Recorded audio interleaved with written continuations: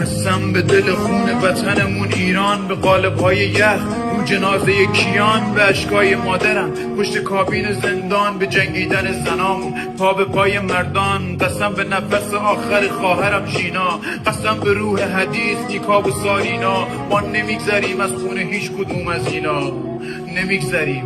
شما از ما نیستی، دشمن ما و ایرانی. هر جا شما باشید یعنی فساد و ویرانی. اعتراضم کنی میشه اجتماع و تبانی، پشت میله های زندان میگذره جوانید ولی باکی نیست. امروز همه پشت همین، هممون آشنا با این دیرین غمیم. دیر نیست که همه دور هم جمعیم، شما دیکتاتورها رو با سر میکوبیم زمین. من دادخواه خون همه سربدارانم، من بغض مادر مهسا تو راه تهرانم، بیتابی پدر قبادو زیر بارونم، این سربازای قزلستان خسته و داغونم.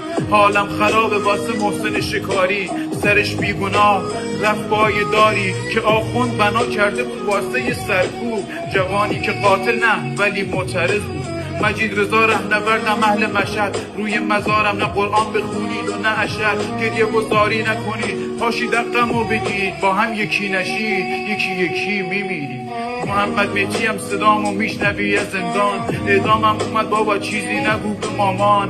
محمد حسینی هم مظلوم ایران، از الان یه برادر داریم به نام کیان. حمید رضا روحی هم پسر باران، جان باخته 401 ماه آبان. با شلیک مستقیم نیروی سرکوبگران، خونه ابدیم شد به صحرای تهران. من از بچه های آسیب دیده چشمیم، حتی اگه تخلیه شه اون یکی قرنیم. با کل وجودم فریاد میزنم آزادی، تا پای جونمون پای این خاک وایسادیم.